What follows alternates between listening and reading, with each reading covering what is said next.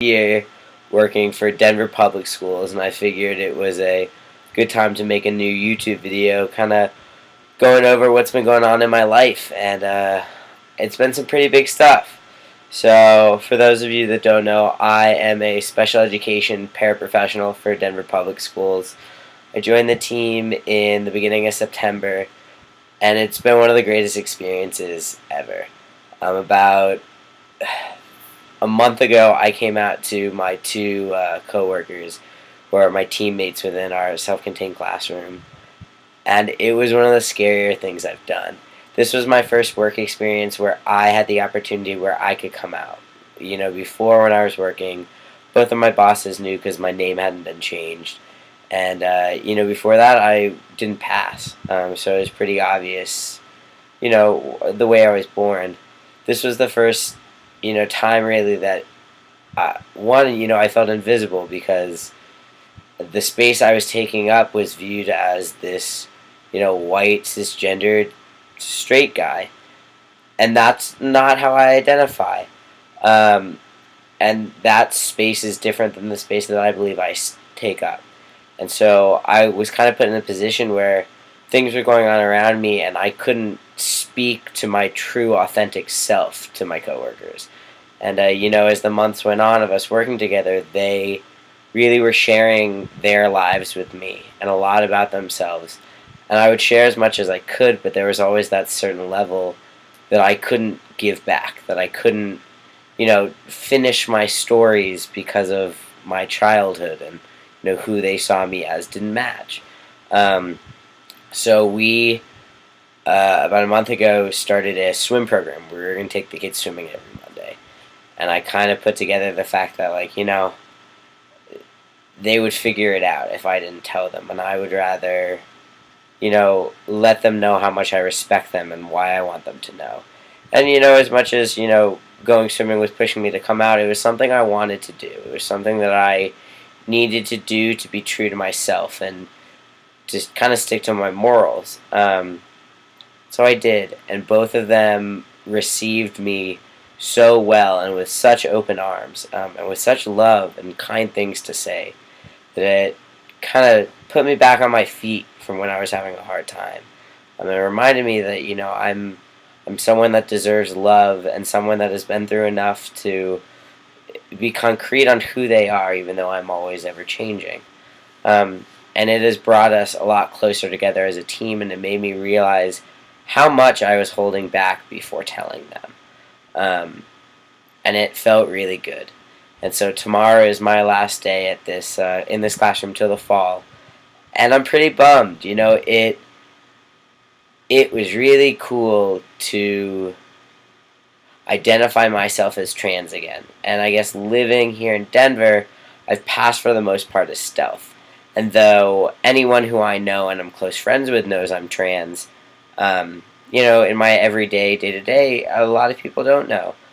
And so to, take the opportunity and the time to sit down with two people who are important to me and close to me and be like, I need you to know this because this is who I am, and this is a part of me.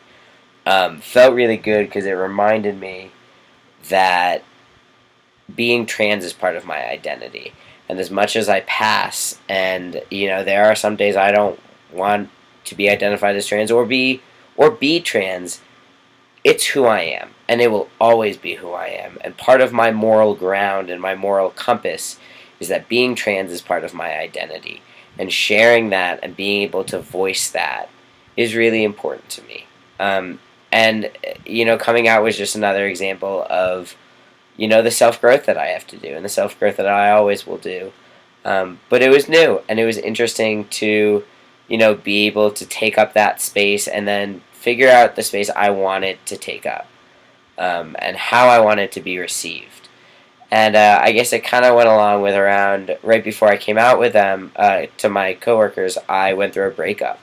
And so I'm single, and navigating being single and somewhat being stealth has been really interesting, and kind of trying to identify, not just what's important to me in a relationship and who I date, but also who who do I date? Like, how do I identify? And, I date women, but what is my community? And where is my community in terms of dating? And that's been difficult. And at times it has been incredibly lonely and tough. But by also coming out to my coworkers, it reminded me that, this is part of my identity, and being able to, find a community, and if I can't find it, make it, fill that space, is something that I need to do. And so I've created a really great group of friends and really put myself out there to, make new friends. And I've come up with such a strong group of people that I never would have thought I would get close with, and I have. And this, last month, 2 months, has just reminded me, why growth and self-awareness is so important, but also why putting yourself out there is. And moving to Denver gave me the space and the openness to live life in a way that I needed to figure out how to do, and to become the person that I needed to become, without even knowing who that was, and still not knowing who it is. But, giving myself kindness and forgiveness to love myself and make mistakes, but pick up and keep going. And Denver's a great place to do that. I've been looking for a summer job, and I started working at Pinkberry, this frozen yogurt place. And I did about 4 days there, and my boss was possibly the most racist and homophobic person I've ever met. And she's a woman who is sexist, and straight up told me she doesn't hire certain people based off of race or ability or sexuality. And so I was miserable for 4 days, and for those 4 days I thought, a job's a job and you can't be picky. But I had a few close friends of mine kind of shake me back into it, being like, mental health and your moral ground is much more important than, a paycheck. And so I'm back on the job hunt, and yeah, it's frustrating, but I'm happier than I've ever been because I stayed true to myself. And that's something I've been needing to do and figure out how to do for a long time. And so it's been really great. There are certain things that I really still need to work on and really need to get into tow, but I've had an ability and a space to grow myself. I can't advocate enough for exercising, going to the gym, figuring out a way. A big thing for me since moving to Denver was getting back into shape.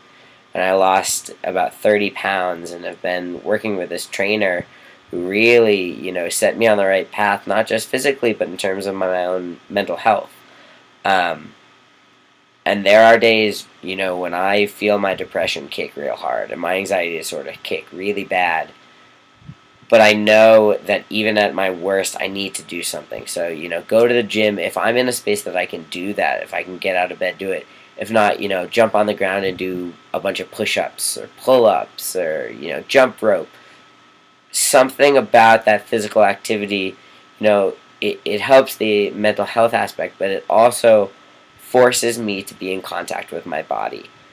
And that's a very grounding experience. And so I really, to all my other trans brothers out there, get yourself a list of things that you do when you feel dysphoric or anxious or sad, or, anyone out there. Make yourself a list. Make yourself a grab bag of things that you can do, that you can grab when you need to do it, because when you get in that space where you're not feeling good, your head isn't there, you need to not be able to think and do something to start helping yourself get out of it. And so, I started a list of different things I can do, from, working out to watching Orange is the New Black to just clear my mind off, or going for a bike ride, or writing, journaling, painting, drawing, any of that, smoking a bowl, whatever you need to do to bring yourself back in your body, write it down. Get yourself a list of things that you can look at and be like, well, I can't do these 3, but maybe this would work. Maybe I could try this. So I really, advocate for preparing, getting yourself into a space where you can do what you need to do when you need to do it. And I think that has been one of the biggest effects on me is even when I know I can hit bottom, I know what to do. So it's made me happier altogether. And so I really, my report to YouTube right now is, things get better sometimes. And this was a time it got better. I hit real low and wasn't really happy, and I'm happier than I've been in years now. And that's a blessing. And I thank every one of my friends and family that has provided me with a space to do that. Um, so enough for that sappy ass stuff. But I hope everyone is having a great start to summer and is being safe and loving themselves and those around them. And I will check back in with you soon. Have a good one, YouTube.